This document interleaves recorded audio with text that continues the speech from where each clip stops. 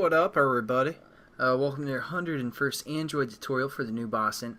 What we're going to do in this tutorial is learn about the Async Task class. And basically what that's going to allow us to do, well actually first let's talk about our problem that we're having. For the most part our activity works. We can load data, we can save data, and we can load data. But the problem we're having is sometimes, loading data might take some time. If it's a big file or something like that, if it has to read through a ton of bytes of data. And right now what we're doing is we're doing all of that stuff within the same thread as our user interface, like the thread that handles our button clicks or touch methods, everything else. So it's pretty busy. And then we add something like saving and loading data to that. It's like, hey man, I'm doing everything. Start your own thread if you want to do some extra crap. So that's what basically the async task is going to allow us to do. We're going to be able to load data on a separate thread, so it won't really affect our processing speed. It won't really affect our, it won't really stress out our user interface thread, because if that's too stressed, it'll slow our application. If it goes on pause for more than 5 seconds, it's going to crash our activity. So we're just going to create a new thread that is going to handle our loading data in this tutorial.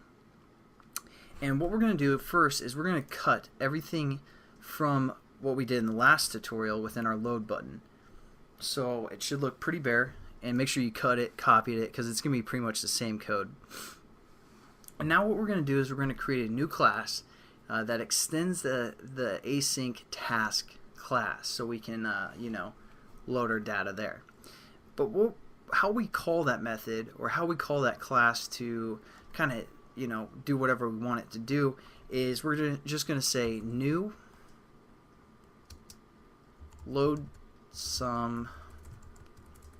We're going to say new and then our class name. We haven't created it yet, so we're just going to say new load some stuff, which is going to be our class name, with 2 parentheses, and then we say dot execute. Whoa, can't spell. And then we're going to give it a file name, something like that. Now what we need to do is create this class called load some stuff and have it extend the async task. So we're going to go right above our last bracket within our our class here, our internal data. We're going to set up a new class. So we're going to say public class load some stuff,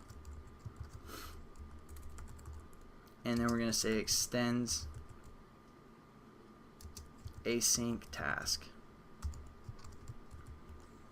And then we're going to give one of these greater than signs, and we're going to say string, integer, and string. And I'll describe what that means here in a second. So now we have this load some stuff class, and it's given us an error because we have to implement a method because we're using the async task. So we're going to say add unimplemented methods, and it creates this method do in background.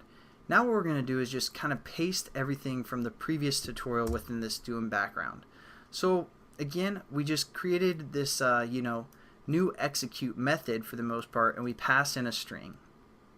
And once this execute method gets called, it's going to go to our class name, which we call load some stuff, and it's going to do this method, do in background. So in the background, it's going to kind of load all our data that we want. So we're just going to hit Control V for paste, and what we're going to do is this method is looking to return something.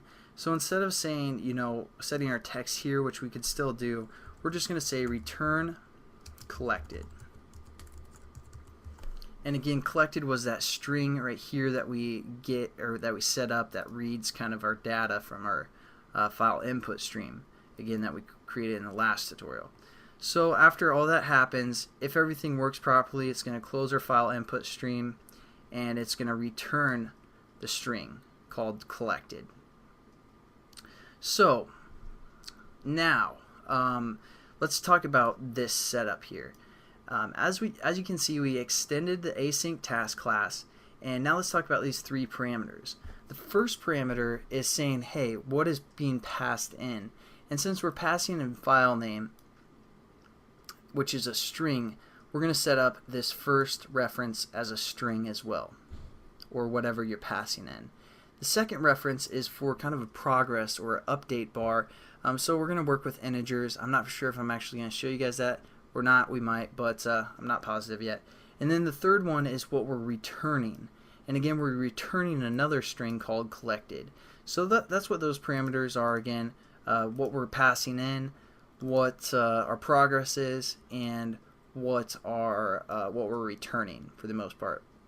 And then again, this do in the background method is what is called when we execute. So it's just going to create a file input stream, load everything, and pretty much everything we did in the last tutorial.